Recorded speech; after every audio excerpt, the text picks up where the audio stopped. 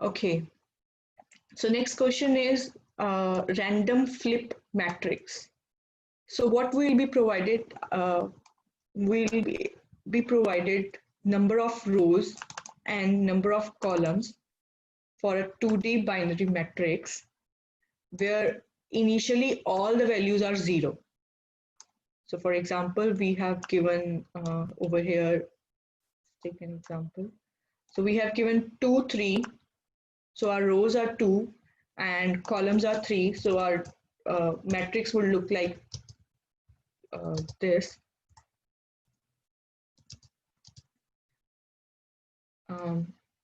Then if they call this flip function, so what flip function will do, it will randomly, whatever the algorithm you want to take, randomly choose any row and column from this matrix and will flip it to 1. For example, if randomly choose this, and it will make it 1, and it has to return this row and column number. What this flip function will do, it will return this row and column. Like here, it's returning 0 and 1. So whenever the flip function is called, it is going to it will do the same thing. It will flip 0 to 1 and 1 to 0. And whenever a reset function is called, then all the metrics should be reset to 0 again. And they are saying try to minimize the number of calls to systems like math.random. And flip will not be called when the matrix has no 0 left. Like if your whole matrix is 1 1 1, it will not flip will not be called, and the total number of flips and reset will not exceed 1000. Like total number of calls will be 1000. I think this is only a question. Let me see. Write a function flip which chooses a 0 value uniformly at random, changes to 1, and then return the position of that value. So it's not like reverse, I think. It's one. It's saying it choose a value 0 and then return 1. If there is no 1 left, no 0 left, I don't think so we have to do. We just need to flip the 0 to 1 randomly.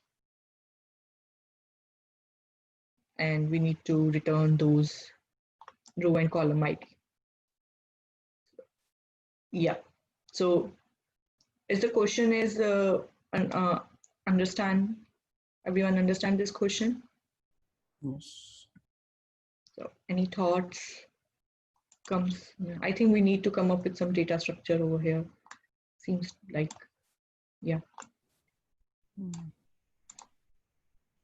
So how we should start this question? Let's give a thought. So I'm thinking we have to create some metrics initially to give the 0 0 0. Whatever the rows and columns are there, we need to create a some kind of a grid. Yes. For example. Okay. And how we can go for making a function randomize. The main thing is this. Anyone? Maybe the first 0 we encounter should be chosen to make it 1. So we'll just call a random function and it will take the range in that and then return it like that. Yes, but it says we are avoiding the calls to Minimize the number of calls. Yes. Yeah, so We can use it, but we need to minimize it. okay. Maybe in that one particular row, we need to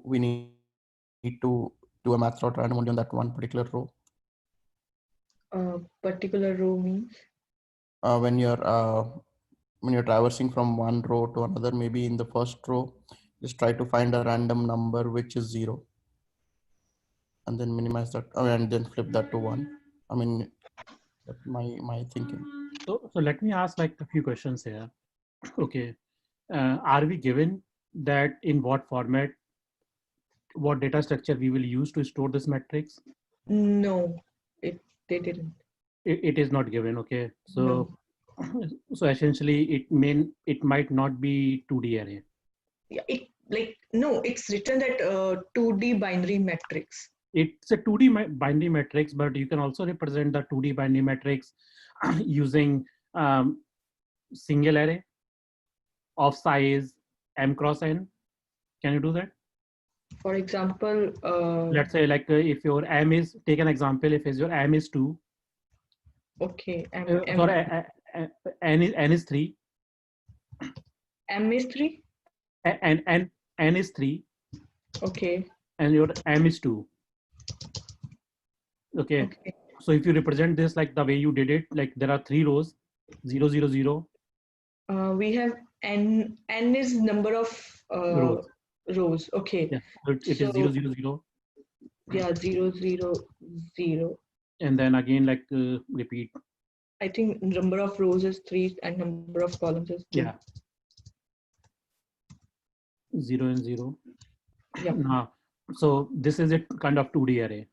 But what if you write, create an array of 6? Take an array of 6. Yeah, let's say 6 zeros. Okay. No, continuous, 6 zeros. Like this? Yeah, one more. But it's written you need to have M2. Yes, so this is also like one representation, but what you can do, your index number 0 and 1 belongs to row number 1. Index number 1 and 2, 0, 1, 2, 3 belongs to row number 2, and then the last belongs to like row number.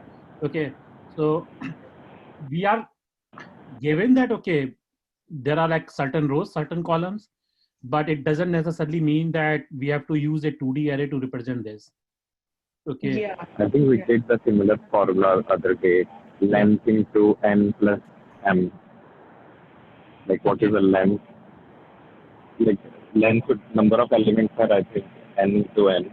Yes. No, so, it would be a sub formula n plus n into m. If you write it like number of elements, as Asim is saying, they are n cross m equal to 6. Like this is equal to 6. Okay. And what if you have to figure out any row? Row will be any number divided by n. Like let's say x. If you have like some index, let's say like if you have like 5th index above. Okay. It's like this? Yes, and column equal to column. Column will be like any X, y. No, x mod n. Just write x mod n. X mod m. N. Yep, I believe like it is going to be m. Correct. Yeah, because right. We have m columns. Yes.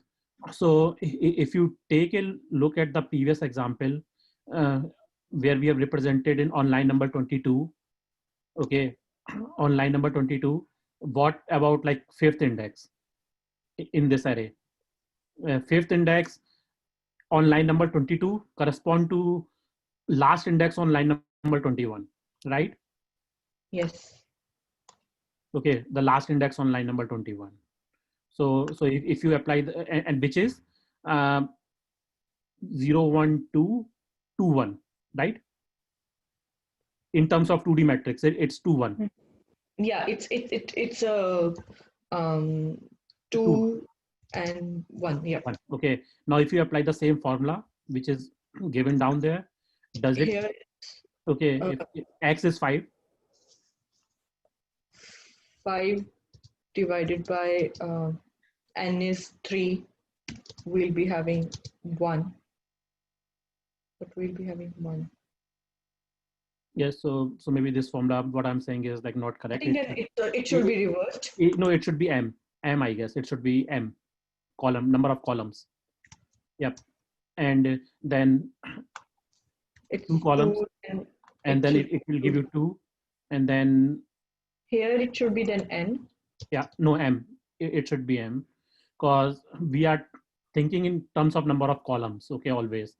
Because if you see the array on line number 22, okay, the first 2 indexes, the column is 2, so that's why we are dividing into group of 2 and 2. Okay, based on the number of columns. So 2 mod 2, 2 mod 2. It should be M. 5 mod 3. No, it should be M. We are not taking N into picture. But it's again then 2.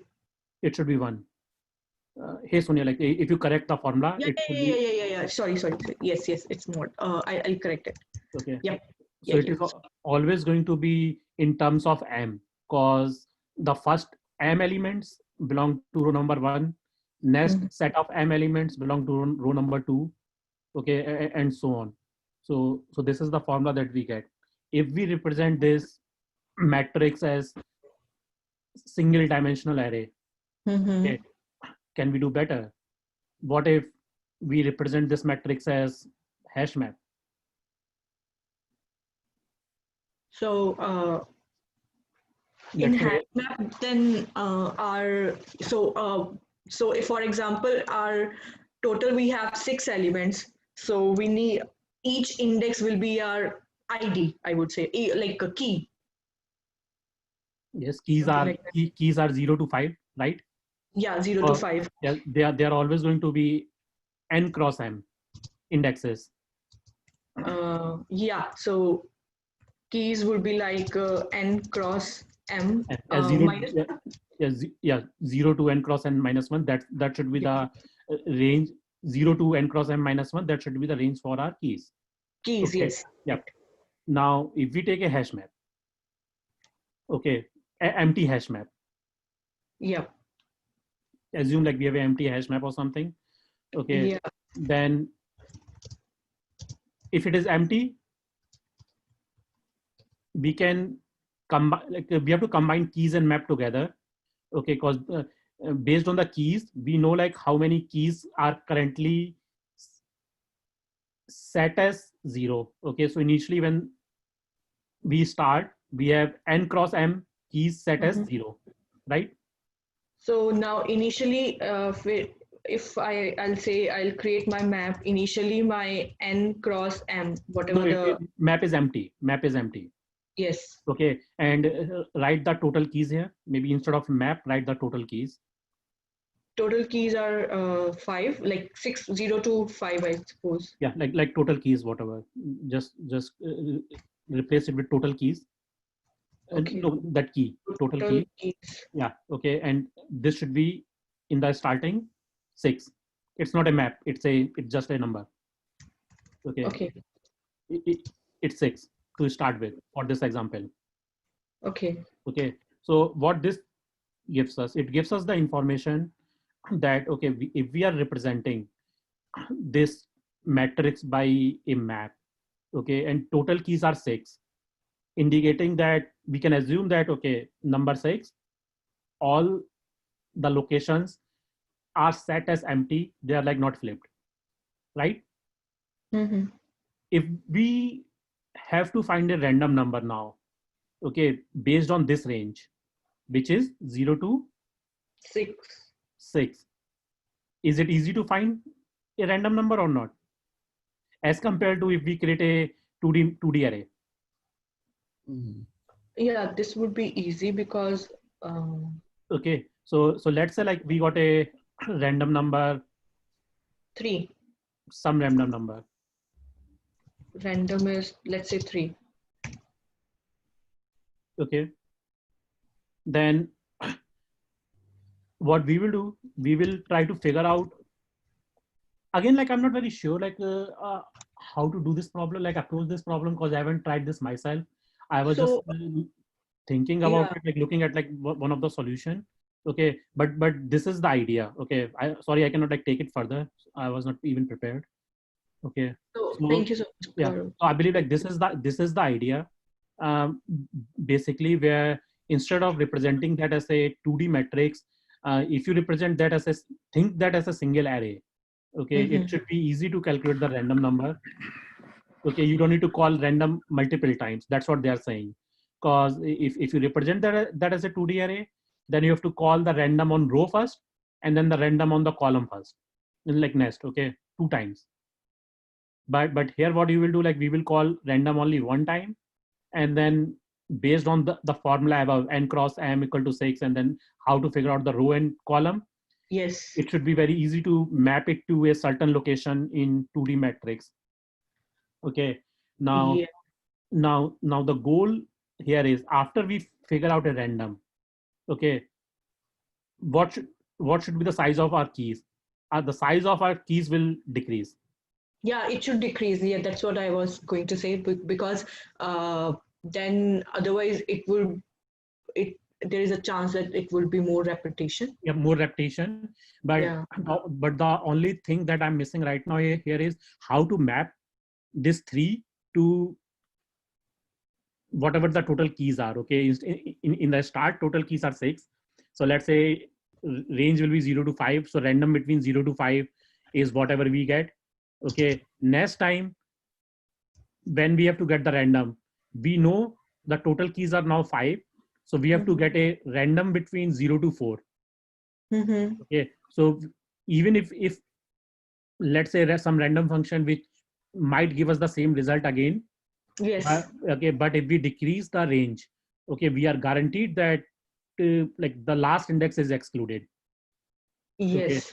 No, but what about that if the initial in the first round the key was say like 1, we get the 1, the key can never but we be. decrease the key to 0 to 4, and now it will give you the result between 0 to 4, and the 5 will never happen again.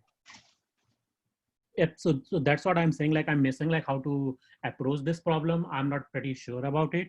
So whatever the range we are getting, let's say that if we get 3, okay, and the total keys that we started with are 6. Okay, so in that case, we have to map 3 to 6 somehow, saying that we got 3 out of 6 total keys. So next time when we get a key out of total 5 keys, we are not considering that again. But again, like I don't know the solution, but this is kind of the approach that was suggested. I cannot take it What further. we can do is we can keep a track of keys which have zeros in a separate set. Key in a separate set. That Okay. we will get the random value from that set only. Okay. I think what is proposing, what is free, should be in a set, like, because initially everything is free, 0 to 5.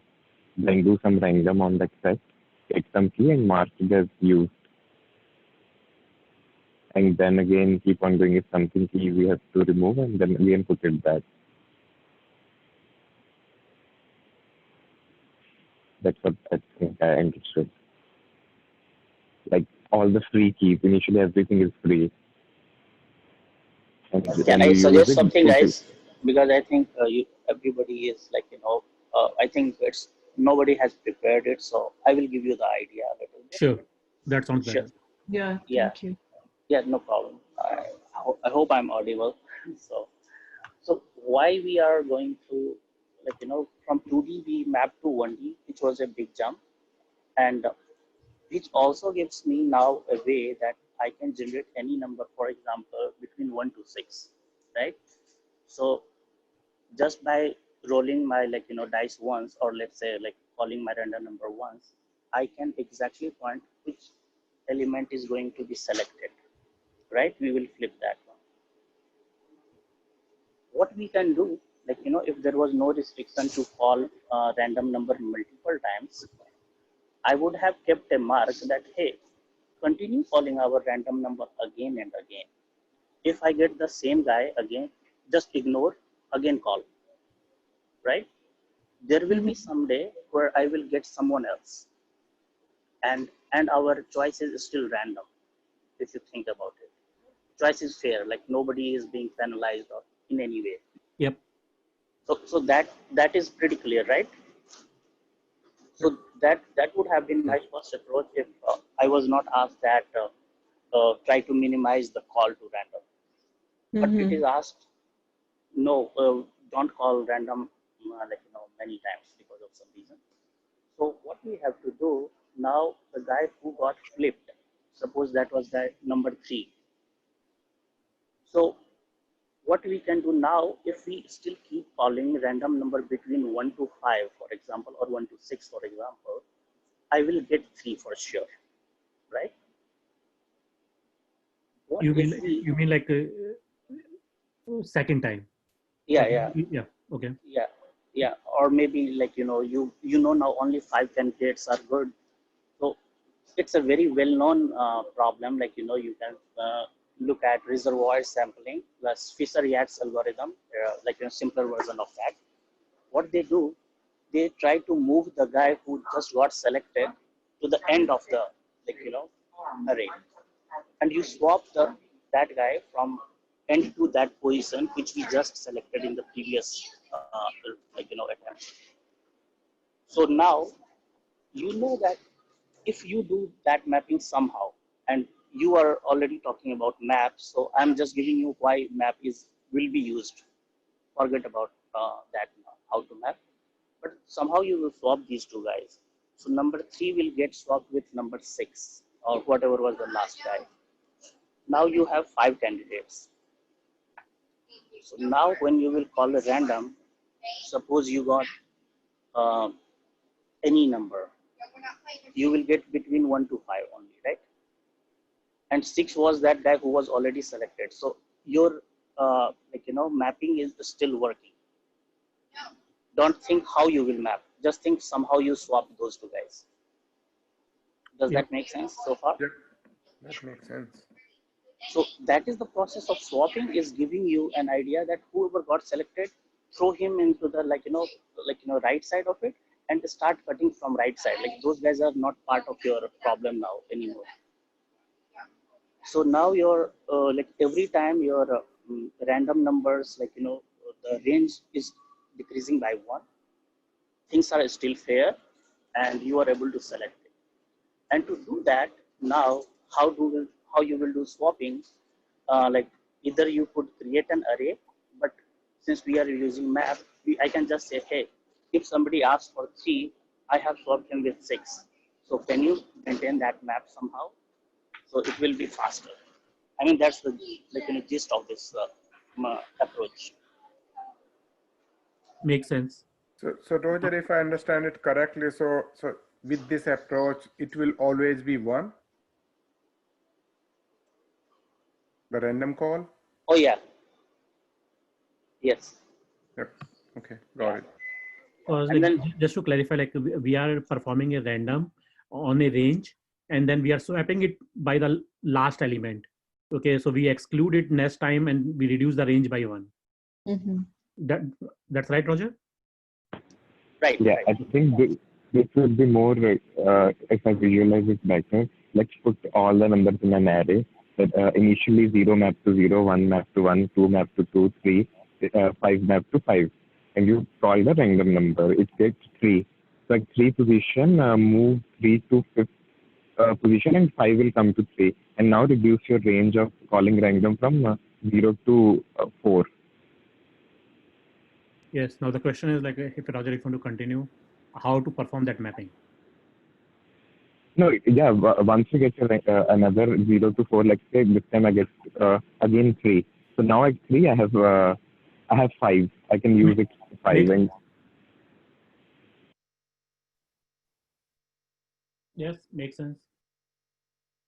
So just need to clarify one more, like we need to swap the already which from that particular index. which index? So basically, whatever you So you know, like your last element is initially it was from 0 to 5, your range. Like your array was from 0 to 5, and you are having numbers 0, 1, 2, 3, 4, 5 exactly in the same order in the range. You did your random function from 0 to 5. You got 3. So you selected 3, and now you move that 3 to last index, which is 5. So 5 will come to 3 index, and 3 will go to 5 index. Now next time you'll do a random on 0 to 4. Mm-hmm. Let's assume you got 4 only. So you will swap 4 on 4, and now you'll do 0 to 3. Got it. Yes.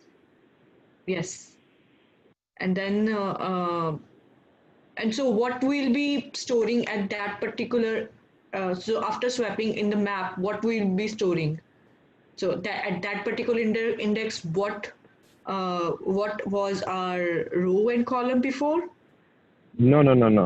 So for example, you did a random, you got 4, and at fourth position you got 4. So and then coming back to Gaurav's formula, using that 4, find out what is row and column. So 4 is now x for you. 4 divided by m will give you the row. 4 divided 4 modulus m will give you the column. Okay. Okay, that sounds reasonable. We should all give a try. And I think anyone? Roger explained it really well. Like if you have 5 people, you take that one person and put it at the end. Now do your random on the rest of the people. Okay, so okay, if any other thoughts, because we are running short time and we have to go for the last question and when. Shall we move? Yeah, you can. I think you can go ahead. Yeah. Okay. Let's move cause like, but I guess like this is pretty clear now, like what to do. Yeah, this is clear. So let me Thanks, show. Roger. Thank Great, you. thank you.